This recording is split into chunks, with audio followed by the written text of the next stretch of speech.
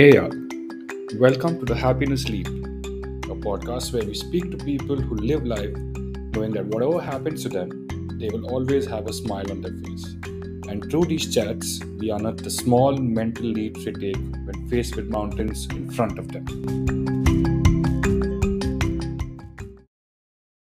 Welcome to the Happiness Leap podcast.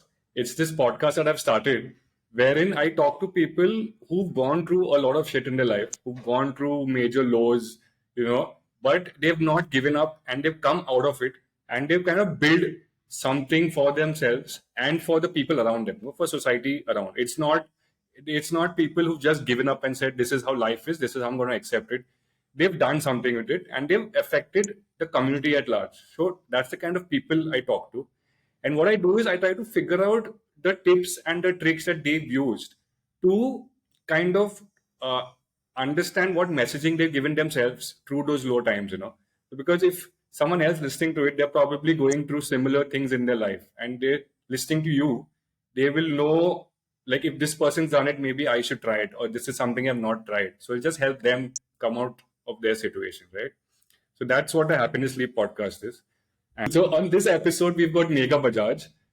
She's a national best-selling author. She's an educator. She's a mentor, and she's also a popular speaker who's been featured on a whole lot of magazines, on TV channels. You'll find her practically on every leading entrepreneur website or platform talking about her life and her journey. So welcome, Megha. I'm so glad we got the time to do this today. And Thank you so much, Reilly. I've been reading about the work you do. I've watched some of your videos, and I must say that you come from a lot of a very humane space, and that's what attracted me to kind of say yes and be here. So, thank you for the work you do. thank you. Yeah, that's so sweet. Thank you. So we're going to start with something that's totally unrelated to what you do professionally. I just need you to tell me about your family background and your childhood. Not the thing that happened in school, but the normal family background, like how many sisters, how many brothers, and stuff like Sure. So, I grew up in a huge Marwadi household at Nepensi Road and joint family. So I think I learned a lot through that, really, because honestly, I didn't know who is actually the mother, father, because we had Badi Mummy, Bade Papa, Choti Mummy, Chote Papa. So it was a house filled with so many people that it always felt like everyone is yours and you belong to everyone. So I think that was one of the most beautiful things about growing up. I have one elder sister who's been my partner in crime for a lot of amazing things in life. So, and we were a riot. So, I remember my dad used to lock us up in a room sometimes to punish us.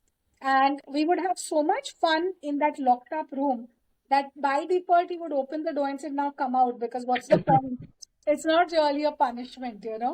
So, very, very happy, largely happy childhood, with, of course, watching a lot of things happen around me, which used to make me question a lot. So I've been a questioner from childhood, and I would always wonder that why are people one thing when they are, with everyone, and another when they're in their, private space or with people they are comfortable with. So I used to keep trying to figure out people. I used to keep wondering upon life, and I remember our terrace used to face this beautiful sea and at Nepensi Road. So it used to face the sea, and there was this rusted brown tank. So I would just sit on that and keep mulling over life. So it used to be funny that one curly haired, scrawny child sitting there, just going on doing, thinking, mulling. And I actually preferred bunking school. School used to feel too structured to me. I used to prefer just sitting there the whole day and just making my own notes about life. So that was one random thing that I used to do as a child. And yeah, I mean, a very happy childhood filled with a lot of questions, I think, is what a lot of wonderment about who is this? Why God? Why? What is love? All the time I used to have these questions. So I think that's the way my childhood had been. that. How old were you when you were sitting on this tank and mulling all these very thought-provoking questions that adults normally ask. Yeah, I mean, really, really young. So, like, I'm talking about 6 and 7 year old. So, and I grew into it. So, I would go as a child, I would go as a teenager, I would go as a young woman. Now Okay. the house doesn't belong to us anymore, but if it did, I'm sure I would go even at this stage and simply be, because that was like my little haven. And one thing that used to always confound me, Riley, is that everyone spoke of everything. Like, say, we have such a big family, 25 people. So you talk about food, you talk about movies, you talk about, so many things in life. But no one was really talking about emotions, or no one was talking about themselves or what they go through or their journey in life. So that was something that used to appeal to me a lot more. So from childhood, I would like, if any guest would come home, I remember I would just ask them that, so uncle, how do you feel today? Or what has, led to your this success? And they would always wonder, why is this little child asking such big questions? But I think that was a very predominant part of me, the questioning. Okay. Did any of these uncles or relatives ever call you the weird child? Like, Oh, there's no. absolutely. So, because my sister was a topper, uh, very, very popular, looked perfect, behaved perfect, always knew what to say at the right time, right moment. I was Okay. always considered to be the wild one. Uh, you don't know what you can expect from me. And if my parents say do this, I'll purposely do something else. So I was always the very, very, very weird one. Okay. So I'm guessing that didn't make you the favorite child in the family, right? Oh, not at all. I was the rebel and in school, like me and my sister went to the same school. So whenever my mother would go for the PTM, Nidhi, it was all like praise. Oh, what a child! For Megha, it was like, why can't she be like her sister? And so it was always like that. But I think that never really deterred me from being me, and I'm so glad for it now. I know in hindsight things just seem to work out, no? Absolutely. So tell me something about this class teacher, yeah, in your class six. What Yes. was the So, thing that she said? Riley, I went to this And very, what led up to it? Like what made her say it? yeah. So I went to this uh very one of the best schools in Bombay. Let's put it that way. It's called Mhm. Joby Petit, where Shobha Day's kids have studied from there. Khuraki Walas, so everyone, all the who study there. I was one of those kids who really didn't understand that aspect much, but like I said, I was always happy to just be curious, wonder, do funny things. Mm. So I at home everyone spoke in Hindi or Marwadi, and no one really conversed in English. So somehow I never picked up the language as fluently that early. So I remember in the sixth standard, one of my teachers just made me stand up and said, here's a sentence converted to future continuous tense. And Mm. I was really tensed because I had no clue what that future continuous was. All I was like, do I have a future? And I'm in tension. That was the only two things. So I did some mumble jumble and whatever. And she was like, somehow she was really, really rude. Like, all the other teachers at school have been very kind, and so was she. But for that moment, I don't know, maybe my life was ready for a turnaround, but she was very rude. She said words like, you're just a vegetable, you're going to amount to nothing. How can you be in a school like this until six not know these simple questions? And what she was saying was one thing, but at that tender age of pre-adolescence, the other children laughing at me. So Mm. like it's a girls' school, so 35 odd girls laughing and tittering and oh God, all that.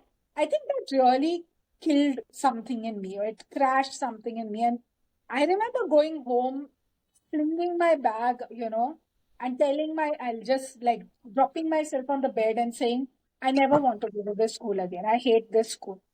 And I think what happened after was, of course, the most amazing part. But somewhere I think uh, that was the first moment that I realized in retrospect. Like, I went through all my emotions, and then in the night, or I don't know at what point it happened, I don't remember that clearly. But somewhere, this thought came to me from somewhere that one person's opinion on you is not the final opinion.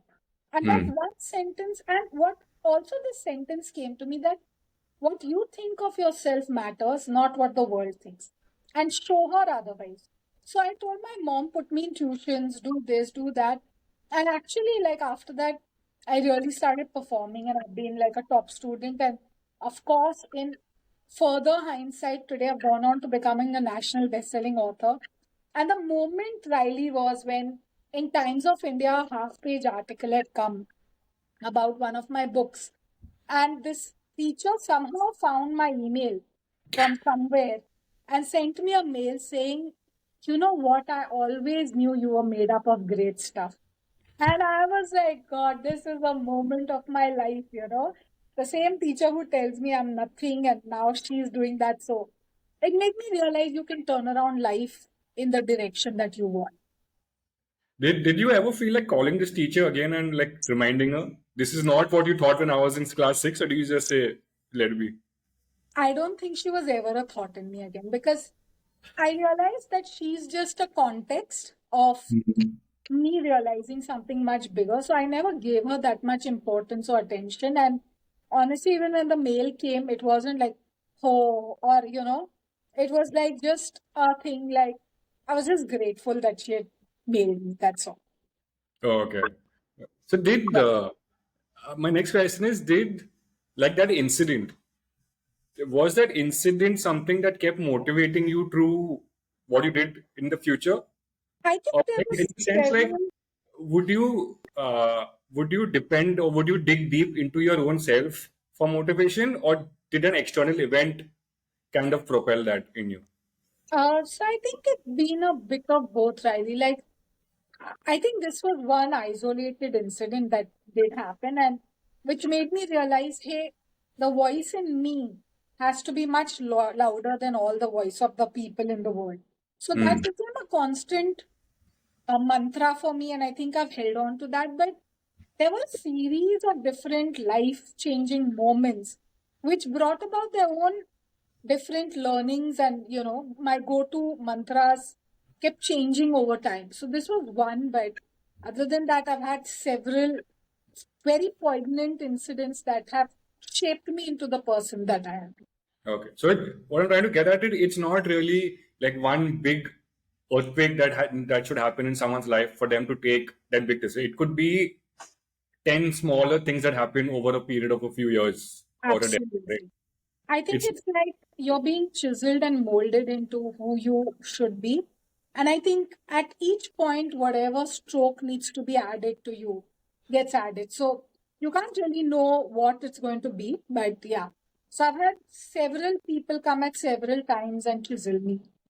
okay. Well, the Yes. reason I was getting that at you, right, was I keep thinking about this. Like COVID happened, not just India, the whole world was affected. And like I've seen so many of my own friends, my family friends, many of them lost their jobs. Many of them were in very stressful jobs and they were sitting at home. Some of them life were even more stressful because of work. Some of them were so chilled out. But and these are guys who used to grumble practically every day about their life and about how shitty their jobs are and all. I Right. really hoped that they would like stop grumbling and do something about it. This was an event that changed the whole world. But Right. now the lockdown's open, life back to normal, and they've gone back to the same shitty jobs. It's Yeah. that event didn't help them at all. I think, Riley, when something happens once in your life, uh, life's responsibility is to give it to you once.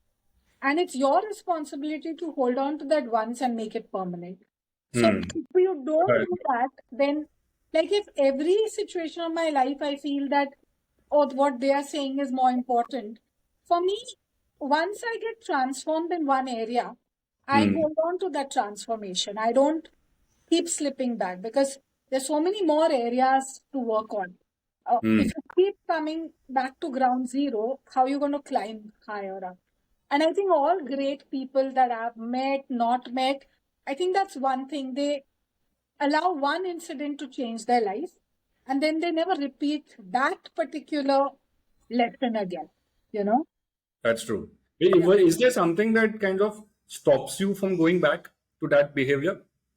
Um, I think life keeps challenging you, right? Like me as that 11-year-old girl in sixth standard, feeling conscious about something and take deciding at night that no, my thought, my feeling matters, versus say today I write books or I do so many things where I'm constantly in the public eye. So there's a different kind of judgment, a different kind of setting, that comes through. So you obviously find everything new every time, and but the baseline is what I think will matter much more than what the other things. True. So I'll find my way around each situation. I'll navigate because every situation is new, but the underlying message, my anchor is very in place. Nice. And also, sometimes it may take you a shorter time. Like somebody say, just passes a judgment. In an instant, you're like, it doesn't matter. Sometimes someone who you really care about says something, it may go a little deeper. So for me, it may take 3 days to then remind myself, hey, what I think matters more. So, Hmm. life is life. There's no like set rule. But when you have an anchor, to come back to that center point becomes that much easier. That's true. That's true. So now I'm going to talk about another phase in your life. Is your writing? Was was what a teacher said?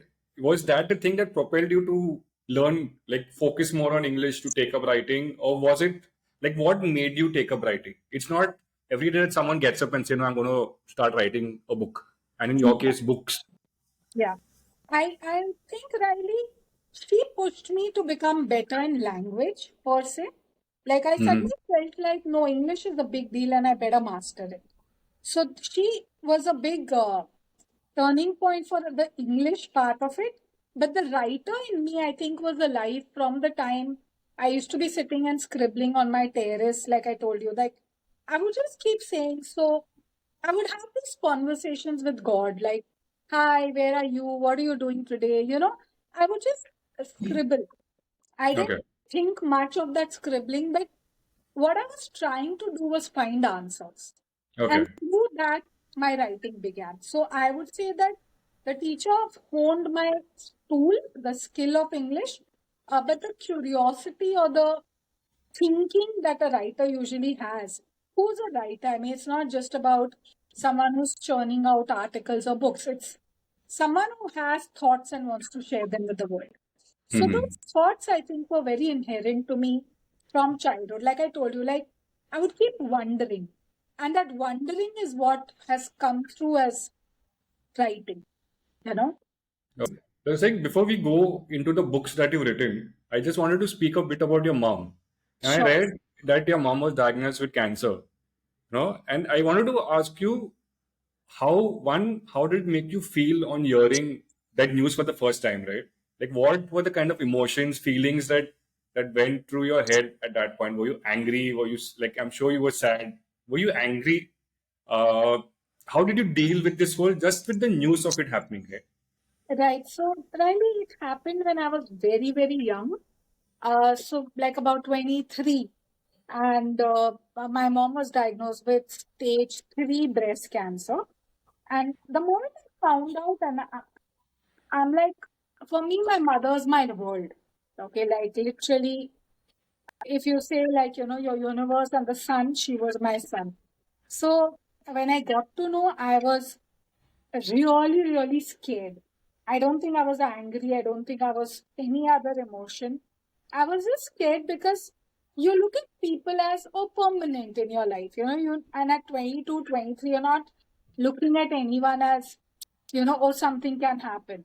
And in our family, we'd never heard of this word much, or, it wasn't something I'd only seen it in Bollywood films. So it wasn't something I was prepared for at all.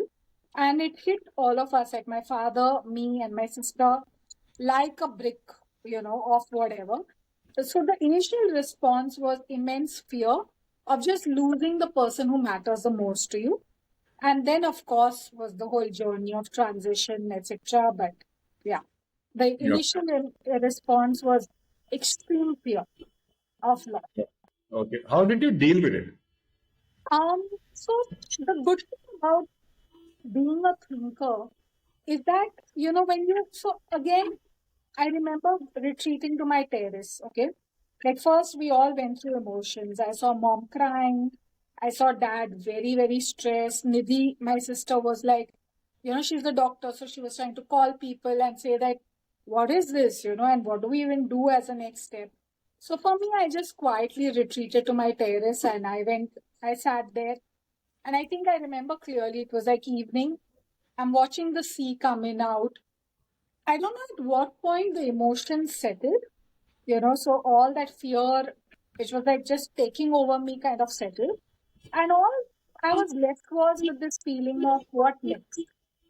So I think what helped me a lot in that moment was recognizing that something has happened. Okay. And now, rather than going on feeling fear, anger, or sad, or whatever, I have to ask that immediate question of what next. And I think that came very soon to me. And then we found a lot of answers, treatment, etc., etc. And that was one part of her cancer journey. So that was in 2005. And in 2011, once again, she was like really ill.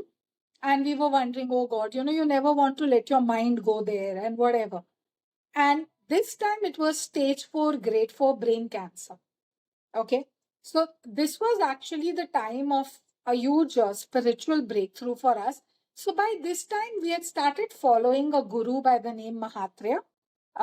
He is someone who really inspires the world to live their best version.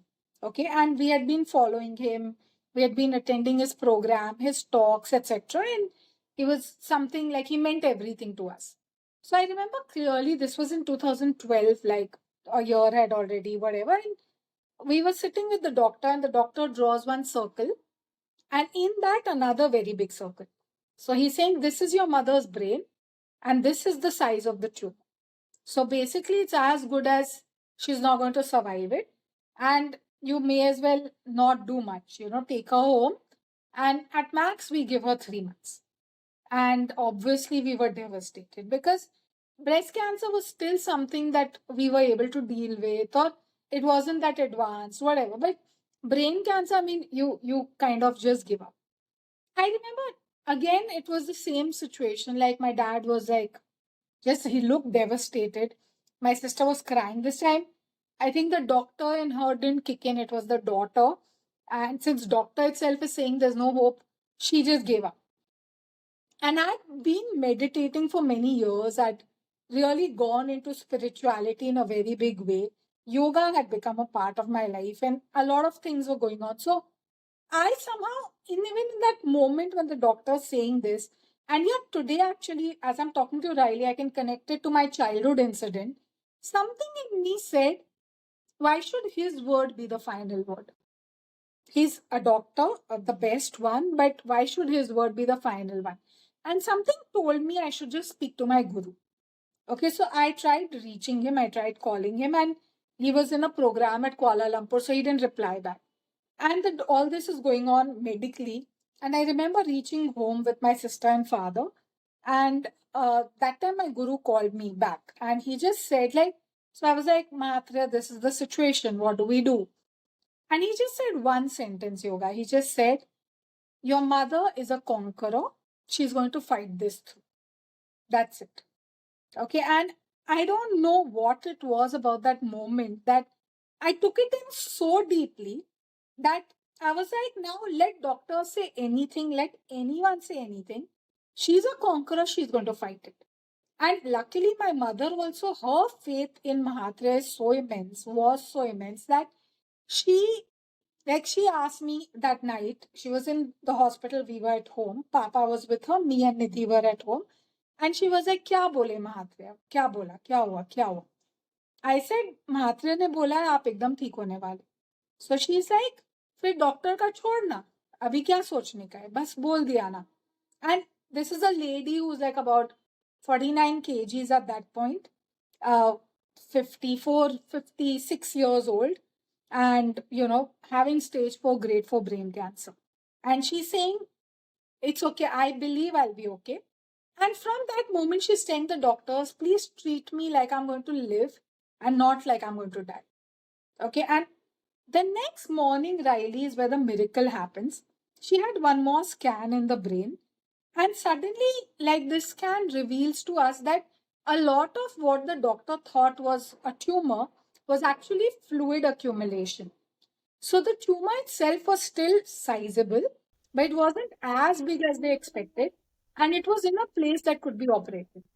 So then a series of things happened. But to cut a very long story short, someone who was given 3 months to live went on to live 10 years with zero scans, zero medicines, okay?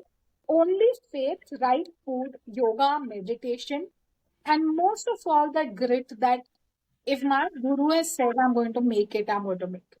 So, Hmm. we had like CNBC cover her, Humans of Bombay cover her, everyone, because this is something that's not heard of, and it was amazing to see the way she's lived her life. And we physically only lost her last year. And, that was after a good 10, 11 years of leading a very full life of travel, happiness, all the food, all the fun. So, it was perfectly, yeah, it was a journey that really impacted my life. That's so nice. Yeah. Like how the conviction or the faith of one person can change your life, right, for the next 10 years. And with no scans and no medicines. Hmm. The doctors had given us six medicines, like, whatever. She was like, no. He said, no, I'm okay. So I'll take care of my health. I'll do the right food, breathing. I'll do all this, but I'm not going to believe that I'm going to die. Khatam. That was her mindset, and it just worked for her. That's so nice. Yeah. Yeah. Was this incident, is your first book based on this? My What? first book, my first book, Thank You Cancer, was based on mom's first time in 2005. After this incident, we wrote a book called One Woman, Two Advanced Cancers Conquered. So, yeah, both the cancers, I think, somehow uh, I wanted to write about it. I felt relieved and it was very cathartic to express about it.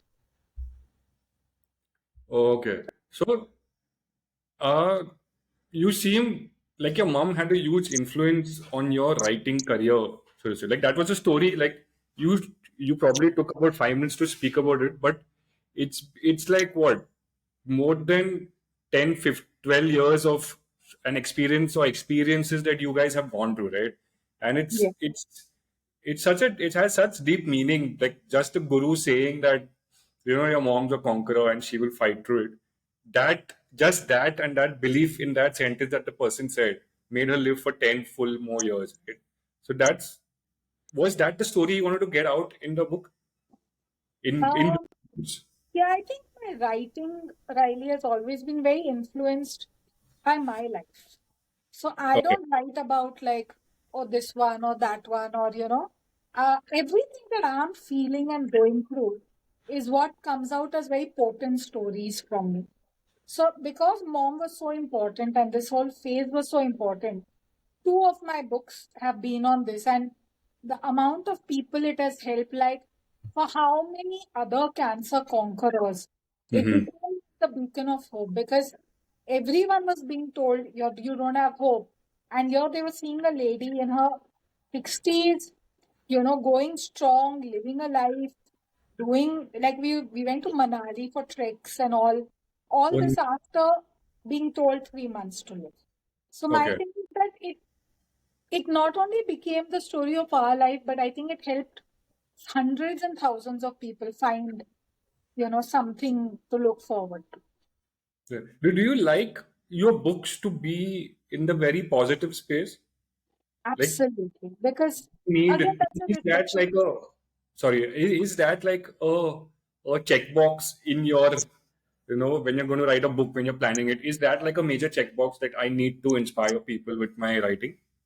Um, I don't think I have a checkbox. I think it's just that I want my writing to be very true to me as a person.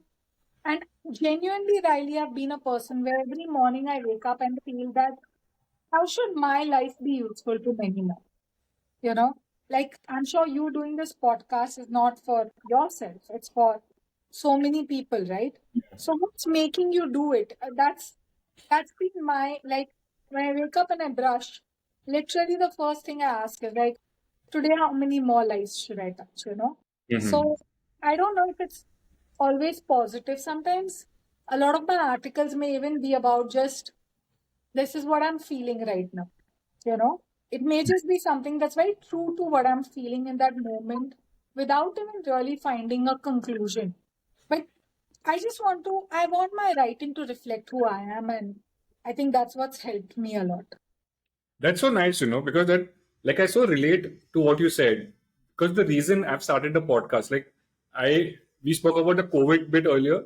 So I used to head marketing at a very popular OTT in India, and all through COVID, we had insane amount of work because everyone was just sitting at home watching TV.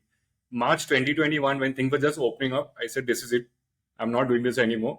And I gave up a very good, lucrative job to become a full-time yoga teacher. I used to teach part-time earlier. I gave it up. March 2021 was my last corporate, and it's been like little over 2 years now. I've just been teaching yoga, and because I genuinely like how it feels for me and how it makes other people feel. Yeah. So, and I started a podcast, and I especially called it the Happiness Leap because I found joy in what, me teaching yoga made people feel better. It made them feel happier. So I said, Yeah. if I can speak to people who use themselves, who use their intrinsic qualities, like you said, I get up in the morning and the first thought is, how do I help someone's life get better, right? That's the thing that you wake up with. That's the first thing that you think of. It was very similar for me. I wanted to make people happier. I wanted to see a smile on their face. So that's why the happiness leap. So I'm so glad that you said the exact same thing that's been there in my head for the past like 2 years now. It's It's just so, amazing. it's That's so nice, amazing. so positive, right? Because it's people go through this and they either go through a slump and they get so morose and they said, God will do this, God will do that. But they never really say, okay, God has given me this. What do I do it? Not just for myself, but what do I do it for other people also? Absolutely. So what is it that makes you think about other people? Like I can be very satisfied with, oh Riley, you had a very good class today. You've done an awesome job. Your students are happy. Everyone's happy. But what is it that makes you, take that extra step or make that extra leap to say, no, I'm going to reach 50 more people. I'm going to reach 1,000 more people today. What is that? What's that keeps you going?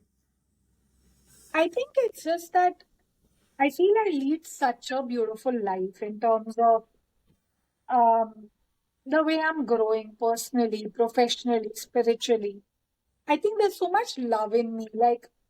So my life is so full that it's overflowing, and I want to make sure that all of that goes to people. Also, because I've known what it's like to be a very weird, lonely child, I know what it's like to be told you're shit.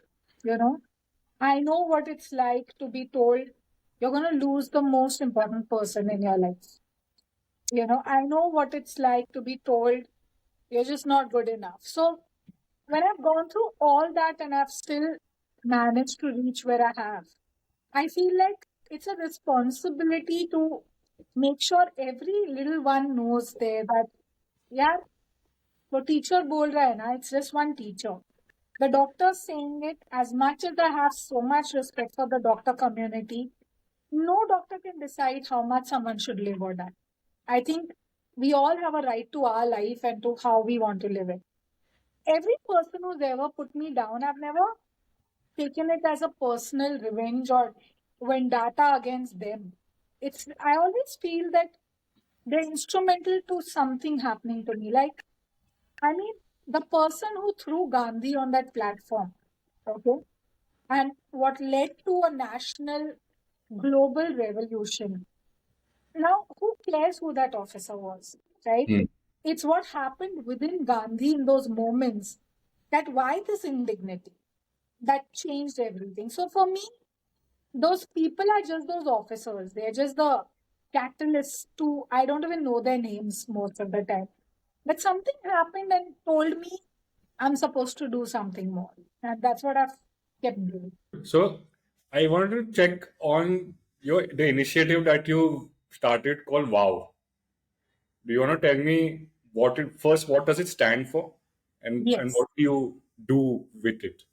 Sure. So, WOW stands for Wonders of Words.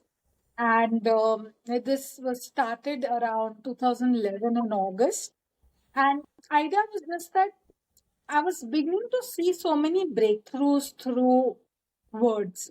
Like say the first book I wrote about mom. I was like 23 years old and I wrote something called Thank You Cancer, which is a very heavy topic, right?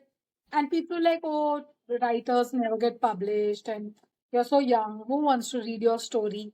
And it got published by one of the top publishers then called Hay House. And Mm. usually you send a script and they like get back to you after 6 months. They called me in 24 hours and said, block it. We don't want you to send it to anyone. So small things like these, and I used to write for something called Infinite Thoughts, okay, where Mahatria was the editor. And it was like an expression of love or whatever. So there was this one incident that happened, Riley, which I don't often talk of, but it's been very defining for me. I wrote an article in that magazine called You Are Meant to Fly. Okay. And the whole article was as if God is talking to us and telling us that each of us is here to be extraordinary. Okay. So I got to know this as a backstory that there was this police officer, of a woman police officer in Chennai, and for whatever reason, she wanted to commit suicide. Okay. So she's standing at the parapet of a building wanting to jump off. And in that moment, in her mind, the title comes that you were meant to fly, my child, and not like break down and this. And she had read the article, and somehow in that moment that came, and she chose not to jump but to come on the other side. And today she's one of the like biggest officers over there. So she wrote about her experience with my article to Mahatria, and he told me that this happened. So suddenly, from this 25, 26 year old who was just scribbling or writing to relieve herself, I started feeling I could save someone's life through words. What does that even mean? So I started taking myself a lot more responsibly. I wouldn't say seriously, but a lot more responsibly. So I noticed that words had a huge power, and wondering was always a very important part of my life. So that's how Wonders of Words was born. So under that, we do several things like we've come up with a lot of books. I am now getting into film script writing, and we have two amazing products. The one is I do this Wow online writing and healing workshop where I introduce this power of words to every person. So, from yoga instructors to CEOs to students to homemakers, a lot of people are a part of this course. And through the sessions, they really discover themselves through words. Like you said, that you see people becoming so happy with yoga. I see people become so happy with just relieving themselves because a lot of us have so much going on within us which we don't know who to even talk to about anymore. Mm. Even our own thoughts are so chaotic. So, the moment you learn how to use words and writing in a powerful way, we've Mm. had people who've used it to heal diseases, we've had people who've used it to just find who they are and their purpose. We've had people who never thought they could write, who are today bestsellers. So, I've seen a series of breakthroughs. So, that's one aspect of WOW, the WOW online writing and healing workshop.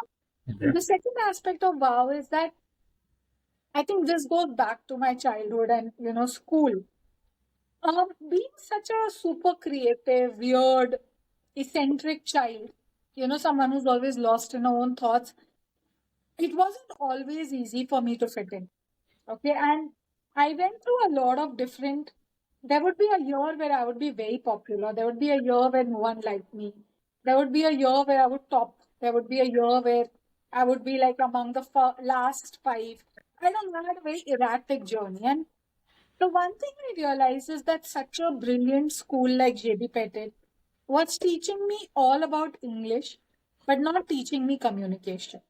It was Mm. teaching me science, but it was not teaching me the science of relationships. It was teaching me history, but how do I become the next history maker? I wasn't learning that. Mm. So I realized that all the softer skills of who I am and what I'm actually here for was never taught in school. And I was like, if JB Petit is not doing it, being the number one school for 50 years in Bombay, South Bombay, then Mm. what about all the other people? What are they learning? So I came up with this concept called WOW 3Ls, which is language, life, and leadership skills, where I wanted to introduce a period in every school where they're only once a week studying themselves. You're Okay. not studying a subject, you're not memorizing, you're looking at yourself, learning your emotions. Who are you? What makes you tick? What doesn't make you tick? So I created that, and I don't know how, through some luck, one principal went ahead with the program called Gayatri. Seeing the impact that had in her school, more schools wanted. Basically, now in 10 years, we've reached out to 1 lakh students Right. just with this. And every week, they have a period called the WOW period, which is only about themselves. And that period begins with this chant, I am wow, you are wow, we are wow. So the Right. beginning itself is like telling children, boss, you are, you matter, they matter, and the world matters. So it's become like a favorite period for many, and some of the best schools across India now have adopted it. Very nice. So how do you go about this? Do you train the existing school teachers on to do it, or do you run it with your set of people? So I have created these books, age specific, lower KG to 12, and how to, and in the book, the sessions are there. And how to do it, the class teachers, we train them, the English teachers, and the teacher conducts it. That's how we do it.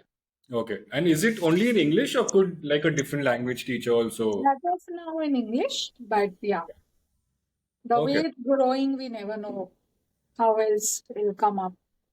Oh, nice. And how do you use this with the corporates then?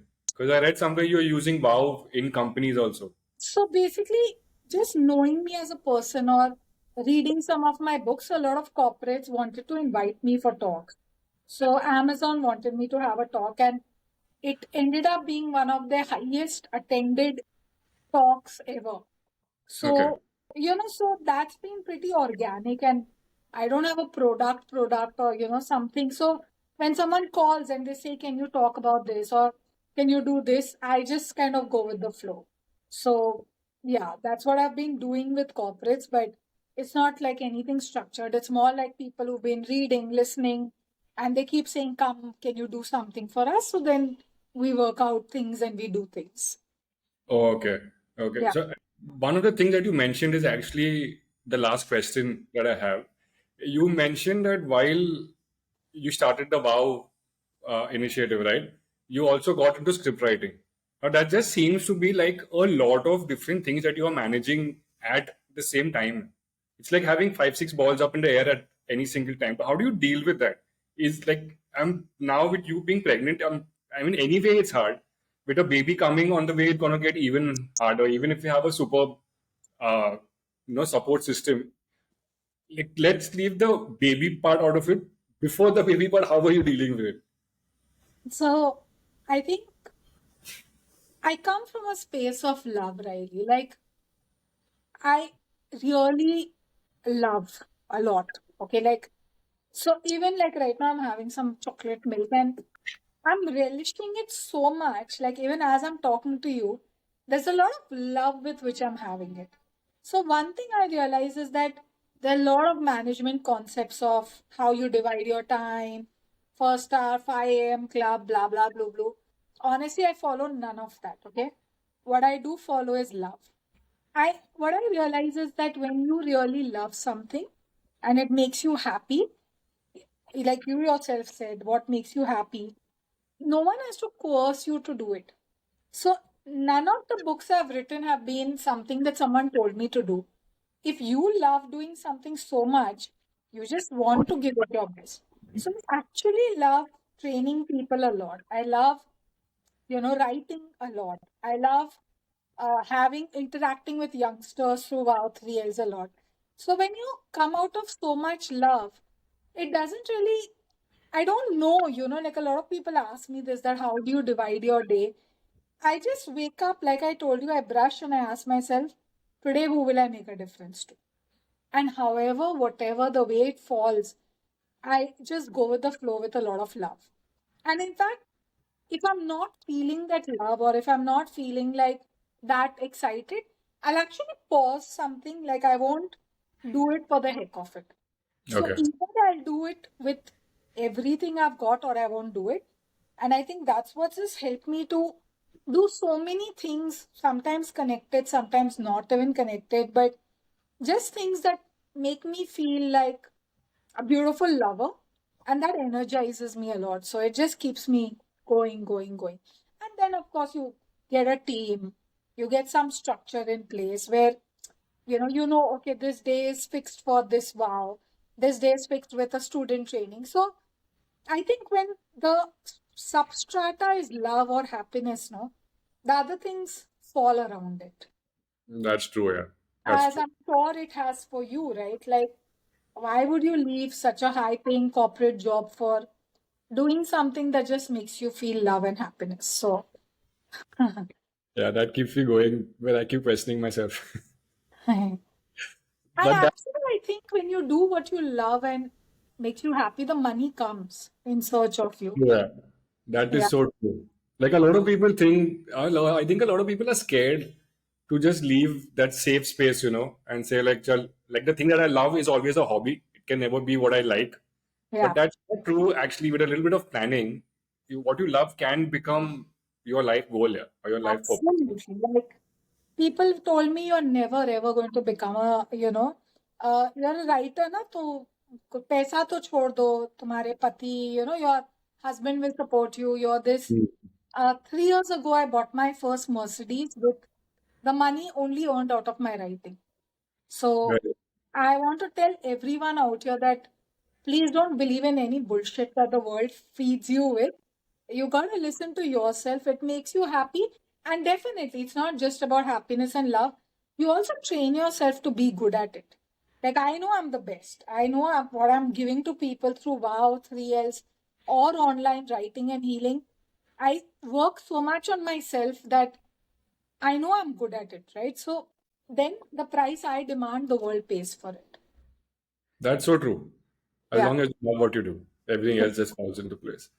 That's Yes. so nice. Yeah. I think that's a nice space to end a conversation. I'm so glad, like you summed up the whole conversation of the past 45 minutes into doing what you love and everything just falls into place. No matter what you do, whether it's the people in your life, whether it's your work, whether it's the ups and the downs, if you love what you do or you love the people in the right way, the universe just has a way of making things right, and making things Absolutely.